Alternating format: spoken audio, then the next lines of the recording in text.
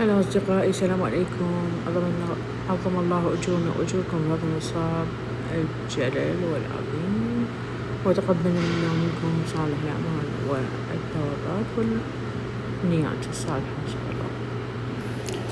طبعا هنا سويت تمن برياني وهذا شكله وزعت الحمد لله، رغم أنا مقيمة يعني هنا بالخارج، وراح أشوفكم شلون سويت، بس مو بالتفصيل، بشي خطوات سريعة جدا.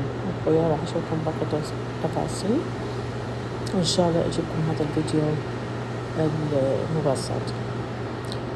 طبعا هاي صورت لكم النهايات، بس حطيتها في مقدمة الفيديو، وشلون حطيته في النهاية. أول شي جبت دجاج سلقته من كلش هواية، الحمد لله وشكر جديد سويت بهذا الحجم، وبعدين سلقت قطعة بوتيتا هذا الشكل، وكشمش بزالي سلقتها، ولوز حطيت عليه ماء حار. وطبعا استوى الدجاج، راح أبدي أقلي وأجهز الحشوة.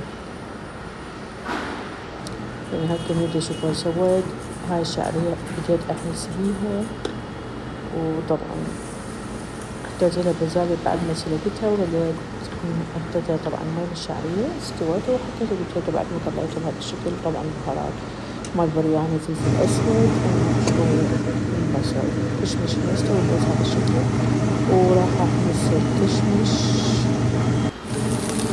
واللوز أحمس بهذا الشكل. وهنا سويت التمن أصفر. هاي الشعرية الحشوة جاهزة، وطبعا الحمد لله ظلينا الدجاج، وراح نبدي نحطه، وهذا شكله النهائي. بس بعد كنت محطة الكشمش واللوز، وإن شاء الله يعجبكم هذا الفيديو الحلو. تحياتي لكم، باي باي.